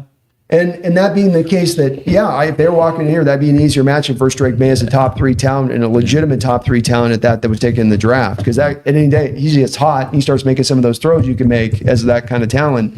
He can beat you. Whereas you can always take a 65% middle of the road backup quarterback in this NFL and take him apart, in my opinion. Johnny Naylor, thank you for the super chat. Good group. Wish Mookie was there. So do we. Sorry, Mookie. I'm just going to stop talking about technical issues because it'll just make me mad. And just catching up on some super chats here. Peter Go Hawks, always a great consistent contributor here. Nobody wants the Raiders head coaching job. Arizona either. We can talk about Arizona later if you want to. That's a debacle. They're all bad. Both of them are the equally worst jobs in the NFL. They're the worst jobs in the NFL. Hey, Arizona's got a better roster. Can you not? But do they? I was just say, isn't this funny that we're talking about these two being the worst jobs and Cleveland not being one of them? Yeah. Well, they got 2 first-round picks. I know, but I'm just two saying. first-round picks. They have a couple elite players. Yeah. And they get out of the Watson contract. So here's the list that you want to go through for the Patriots schedule this year. Week 1. Okay, here it is. Pete Carroll and Geno Smith is the tandem. So I got head coaches and quarterbacks. Week 2, Mike McDaniel, Tua Tagovailoa.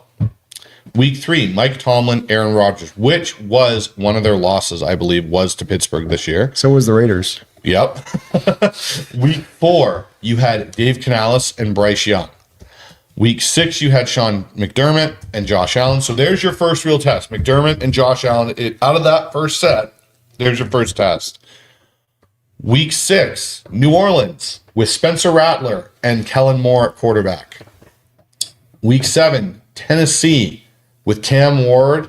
And at that time, I think Brian Callahan was still there as their head coach. Week 10 is Cleveland with Kevin Stefanski and Shedeur Sanders, Joe Flacco, or Dylan Gabriel. One of those was at that point still playing. Week 11, Atlanta Falcons, which was at that point Raheem Morris and Michael Penix. It wasn't even Kirk Cousins yet, so they still had issues there. First real test, here it comes, is Week 12 when they played Tampa Bay with Todd Bowles and Baker Mayfield. But this was Tampa Bay not at the height of their powers like they were earlier in the year. Then they get the New York Jets with Aaron Glenn. And with at that point, I think they actually started Brady Cook at quarterback from Missouri. Mm-hmm. Brady. Then they get the Cincinnati Bengals with Joe Burrow not starting, but however, Joe Flacco is starting at quarterback there for Cincinnati. Then they get the Giants with, at that point, Jackson Dart, I believe, who had just come back from a concussion, and Mike Kafka at head coach because Brian Daboll had been fired. Then you get the Baltimore Ravens with John Harbaugh, and at that time, Snoop Huntley at quarterback.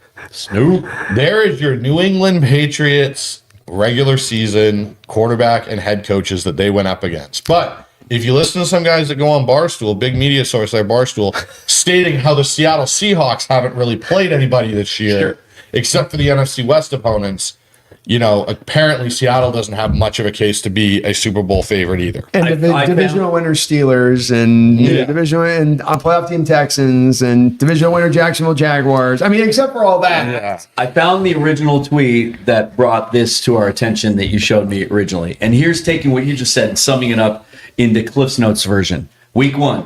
This is week by week for the Patriots. This is what they faced. A fired coach, fired coach, fired coach, NFC South, fired coach, NFC South, fired coach, fired coach, fired coach, NFC South, Jets, Bengals without Joe Burrow, fired head coach, fired head coach, fired head coach, Jets. That's and Jets just barely made it. He just by the skinny chin of his chinnies. that's been their schedule this year. Just remarkable. And again, look, all the respect in the world for turning that thing around the way they did. It's really remarkable that they're in the Super Bowl. It's crazy to think. But then look at their playoff run. Come. You played a beat-up Chargers team that couldn't protect their quarterback at all. Even if they tried to hold the DNs, they couldn't protect Herbert. Then you've got C.J. Stroud, who for whatever reason has forgotten how to play quarterback since his rookie year, without a Nico Collins, who is a top 15 NFL receiver, which completely changes their offense. And then you walk in and play a backup quarterback that hasn't thrown a ball since 2023. Unlimited offense. An unlimited offense because of the fact that the starter broke his ankle the week before. And you only won that game 10-7. And again, we're not talking about, New England couldn't score couldn't do anything. They weren't moving the ball to begin with. They barely managed to get 10 points in that first half. The only reason they got that one touchdown was because, to your point, Brandon, I'm going to double hand backwards pass the ball instead of just taking the sack and Jarrett Stidham. If Jarrett Stidham takes that sack, we might be playing Denver because the score might have been 7-6. Like realistically, that's what we're talking about. They take the points on them early in the game instead of taking trying to get the touchdown. They just take the field goal and they win. They win the game. Like this is what we're talking about. Like it wasn't like the Patriots outplayed Denver, and Denver had a backup quarterback playing in a very, very limited offense. Yeah, you're now about to go up against a guy who just came off in his biggest game of his life, his best performance of his life, out-dueling the potential MVP of the NFL in Matt Stafford and Sean McVay in a game that was 31-27, that wasn't anything of like, oh yeah, by the way, Sam, we're up 31-10. You can kind of just coast now. It was like, no, you still have to go out and be elite to win this game for Seattle. Want to catch up on some super chats and some starred comments. Peter Gohawk says, in all seriousness, I don't see Klint Kubiak going anywhere. Let's hope you're right. Hope you're right. Let's hope it comes down to the last minute and he just gets in there. If there's anything that gives me a sliver of hope, it's that they're interviewing him in Seattle and not Vegas. Like they don't have a chance to get him in their building in there and like to be ready for him and have the big screen and have everybody, you know what I mean? It's might like almost be worse it's going to be Vegas. in a Marriott or it's going to be in a Buffalo Wild Wings in a private room or something in Seattle, like right after he meets with the Cardinals. You know what's something that's just dawned on me, and I can't believe I missed it in this whole thing with Klint Kubiak. Who was one of the other coaches that backed out of this that was up for head coach and had 2 interviews? It's Mike McDaniel. His brother. Oh, Clay, yeah. Clay. Yeah. Why would Clay back out and Clint still go forward? Little family deal. I don't know if it's that, but Gary got involved. It makes me wonder because let him go wait first. your chance. Who's older? Is Clint Wait older? your chance, boy. Is Clint wait older? your chance. I think Clint might be younger actually than Clay. Okay, all right. But to me, it's just Hook a brother up. Don't you upend your brother. Don't you do that to him. It's just something Your that's time will interesting. come. It's just something that's interesting to me that Clay backed out. Yeah. And Clint's still kind of pursuing it, to Brandon's point, and still going through this process. Now, to your point, to be fair, sometimes candidates find out that they're not going to be advanced any further, and they're allowed the opportunity to say that they withdrew. Right? Like some teams like to allow you to save face like that. This has been the weirdest coaching cycle I can ever when it comes to. Coaches pulling out, coaches taking OC jobs instead of head coaching jobs. A guy like Sean McDermott getting zero traction when it sounded like, by all accounts, he wanted to turn around and get another job. It's guys that were released from their OC jobs to go get a head coaching job, and they don't get them. It's been, well, to your point too, and just the amount of fires that didn't seem to have a lot of vision behind them, but also late almost fires. reaction emotionally. Hasty fire. Yeah. Emotional reaction to fires is what it felt like. Yeah, and without any plan, without any definitive plan for what comes next. Yeah, no plan. Not even a vestige, not even like a little like shadow of a plan. Like, all right, let's figure this out from the scratch now that we fired the guy, which kind of blows my mind because if I'm letting a guy go, I'm going to think a little bit about the next guy that's got to come in here. I think the best example of this might be Miami, based on a lot of the reporting that was out there. Like they didn't fire McDaniel right away. They kind of hung on to him for a week, and then John Harbaugh was fired. And there was a lot of indications that they loved Harbaugh and that they thought that was where they'd have a shot to get him. So they fire McDaniel. They don't get Harbaugh. Then they have to pivot to an unknown guy basically, and Jeff Hafley. We'll see how it all works out, but it's just really, really fascinating. I got a couple of these. Some of these like we've addressed, but I still want to acknowledge them. Always love when you have a super chat.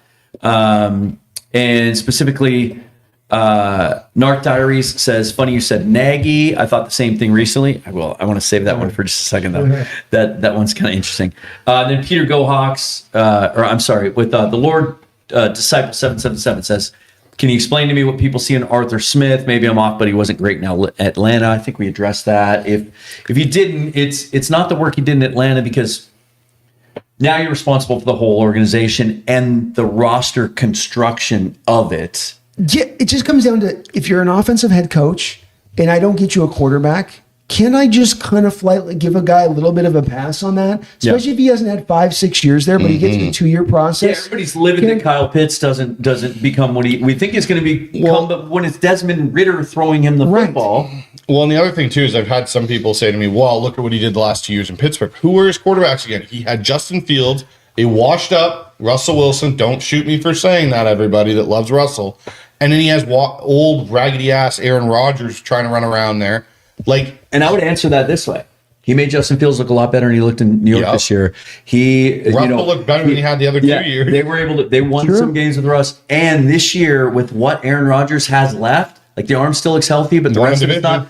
And they were able to, win the division. I think they were able to win the division. And with a young offensive line that really struggled the first half of the season, couldn't get the running game going. You know, they took a rookie running back high, never got him involved. He looks like a bust, by the way. And then and so now it becomes all on the little scat back kid to be the 24/7. Yeah. If you don't have, because they counted on the other guy taking over Najee Harris, who went to Chargers. So he's gone. Now all you've got is the bust of Caleb, and you can't run the scat back 24/7. And then you trade for DK, but you trade away Pickens, so you don't have a second guy. You bring Adam Thielen in week 5.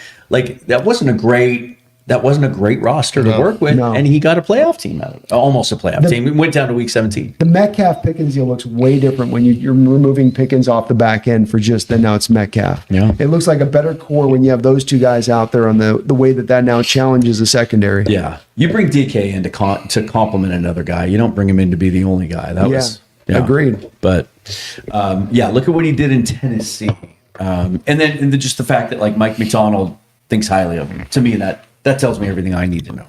And Nagy's good, but just hasn't had a rich history of being successful as an OC, which is many of us here kind of a prerequisite we'd like to see filled. Now, when it comes to thinking outside the box, we have a winner. Randy McDaniel chipping in. Ooh. Jay Harbaugh, the next offensive coordinator. If Kubiak leaves. Oh, boy. Well, okay. So he's never coached offense and he's never called plays, so probably not realistic. But let me ask you this. The Seahawks had elite special teams this year. Yeah. Elite special teams. When during the preseason they gave up a punt return touchdown to the Chiefs, everybody wanted to fire Jay Harbaugh. Could he be the next guy? He's got the last name, right? And you're going to coach a unit that well and be that good. They're doing things in the return game, on the kick return. We saw it on the Shaheed touchdown 2 weeks ago. They go from two up backs to one. It's they almost block it like an inside trap. Just really the stuff he's been able to scheme up. Could he potentially? We haven't seen this in quite a while, probably since John Harbaugh. Could he be the next special teams coach to maybe become a head coach someday? Oh, I think so. I think that's a fair comparison to make, that he could make that jump. The unit's good enough. If he does it for another year or two, shows that he can run it. He's got NFL bloodlines. He's got all those things. Yeah, I don't see why. But for the offensive side of things, he does have a background now. Okay. Tight ends coach at Michigan. Okay. All right. He was the offensive quality control coach for his uncle in Baltimore in 2012 and 2014. Smacking me around with facts. And he was basically the running back coach in Michigan from 2017 all the way up till 2020. And then he was also the tight ends coach in 2015 and 2016 at Michigan, as well as 2021, 2022, and 2023. The only time he has taken over as just a pure special teams coach was in Seattle. There you go. The next offensive coordinator of Seattle Seahawks. See, I hear that resume and I say, just at the start of what he said with that, he'll be a great head coach as the next jump he makes. And he'll maybe be that next guy like John was to do that. But that's not going to be to the offensive side of the ball to me. And again, we come back to my kind of bugaboo on this, which is just that I don't want to have a guy that's never called plays before. Yeah. It's just say nothing of never having any success of calling plays before. I like those two as my 1-2. Randall, I love it as an idea, but it's really, I'm a hardliner on this. I like thinking outside the box. And I do. And remember, folks, the reason I'm a hardliner on this, just to reinforce this, you have a Super Bowl ready-made roster next year. Yep. The less question marks, ultimate question marks. I don't mean kind of question marks. I don't mean like he should do solid, but maybe he just does less than solid. I mean, he may fall flat on his face if we try this guy at this thing. I can't make those decisions where that's a possibility and that we have our Super Bowl season get upended because of this quotient that you decide to activate that you didn't have to activate. Yeah. That you could take another safer approach to it. Yeah. Yeah. I like this. Peter Go Hawks, thanks again for the donation. Bryce is making me feel a lot better about dropping $100 last April for the Hawks to win the Super Bowl. Go Hawks Super Bowl, baby. Let's go. What kind of odds did you get? What are you looking at if you win Sunday? Probably pretty good. If you did it in April, might have been looking at 200 to 1. Yeah, that would have been pretty good odds. Yeah. That was when they were picked to win only 7 games by Vegas. Yeah, that's great. I like it. You're gonna chip in a little, maybe buy Bryce a pizza, right? He likes pizza. We had some good pizza tonight. That was really good pizza tonight. Very good pizza. Let me see here. Let's get to some of the comments from the rest of you fine folks. Bunch of them. Thanks for being here. Really appreciate it, you guys. About 800 of you in here now, and that's without my YouTube page being involved because for some reason it's not streaming back to the page. Here we go. Sean McCleadert. A ceiling for Demon War? It really seems unlimited. Yep. There's no player that's been like this in the sport, including Kyle Hamilton. And I would say that because Kyle Hamilton wasn't Kyle Hamilton in his first year. And the fact that this guy is instantaneously this great and that he's in a system that's going to utilize his skills to the maximum, that I can't find where his ceiling exactly is at. Partly because we never had a player quite like this. And partly, do we even really know what he is yet? Because when he was drafted and we saw him in training camp, Mike McDonald said, what? We're going to play him in the box. We're going to kind of just lean into what we feel he's comfortable with now. But we're going to train him to be a deep safety. Now you got McDonald saying, we're basically a 4-3 team now and he's playing linebacker. Yeah, do you think they've even changed their minds about what he is now? Yes, because I think that the idea was that we can train him up to be a safety and that they weren't as unsure about how much impact he was going to provide to this degree of impact, is what I'd say. Like, to be this much of a difference maker down by the line of scrimmage, I don't think that they kind of saw that out the box. And the fact that it is this way out the box tells you it'll only be better in the future. So the more we've got to get success out of him is the more to keep him bound around that area of things, I think. Not that he can't do it on the back end, but just that, Jesus, what he's doing down there and the ability to stay in nickel at all times. Rams had to live in base to stop our run. Most of these teams stop our run have to live in base. Most NFL teams, if you want to be, this team's going to run the ball, I got to go back to base. And you never had to do it at any point in time this year. That is such a huge advantage to this defense beyond what he brings as far as his upside that it's just, I don't think you're changing. Like, if you really look at Seattle's defense, the only time they actually have to change personnel is when they go down. That's it. Because you can go 4-3 and play a base-looking defense and slide Nick inside. And all of a sudden, oh, cool, we're going to 11. They're going to express, Nick, you're popping outside now and playing in the slot. Yeah. And he's fine with it. Oh, we haven't changed our personnel, but you've had to.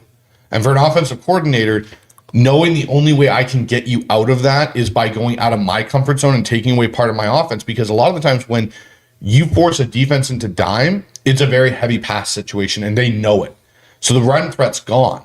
Well, as an offensive coordinator, if I got to do that to get you out of what you're in, I'm kind of limiting my options too. Yeah. And this is what I'll say too, is the only other player I can put on a comparison level to the impact Nick Imawari has had and the fact that we don't know what his ceiling is.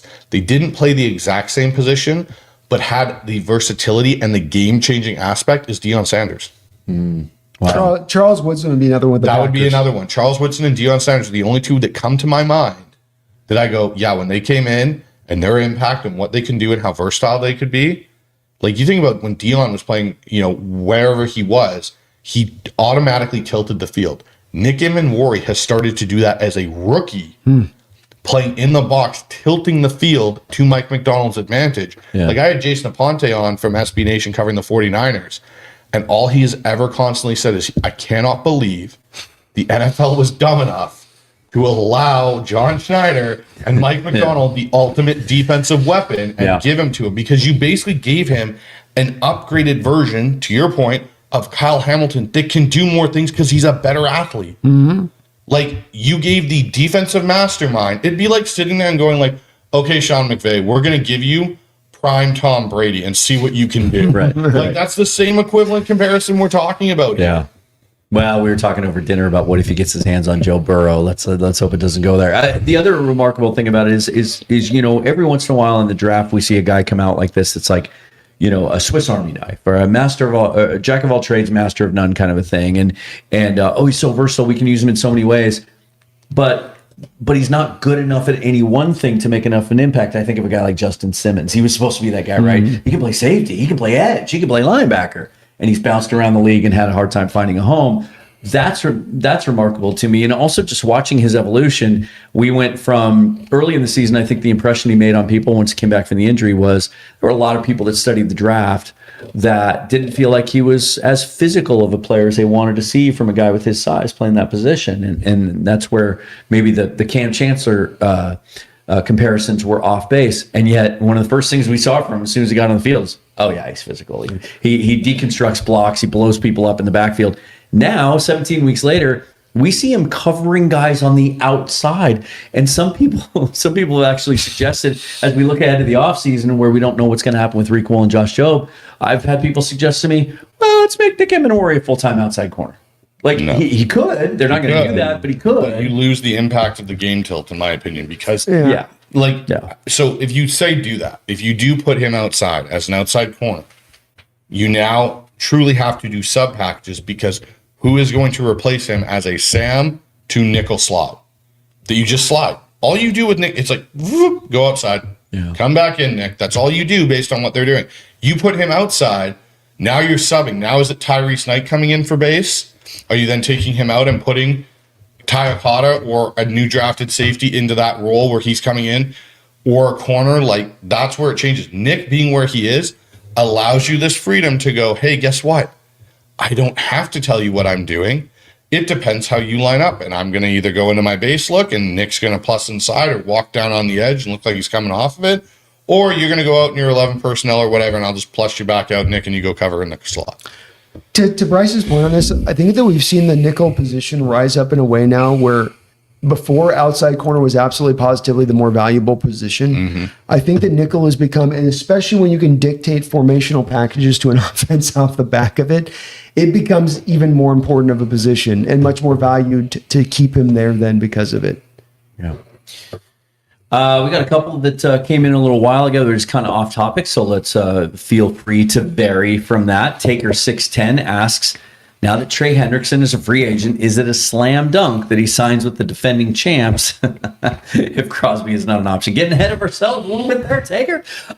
We discussed this while we were sitting out at Hancock Whitney Stadium today watching the Senior Bowl a little bit, because one of the groups we like in this draft here at the Senior Bowl even, and this includes some guys that have pulled out, it's a good edge group. It's a good edge class. We don't know that we see any like high upside dominant guys, at least not that are going to get to 31 or 32, but some nice guys for the future. We've talked a lot about how the one thing this team lacks is a closer, an elite pass rusher that can just beat a tackle when you need him to in the moment.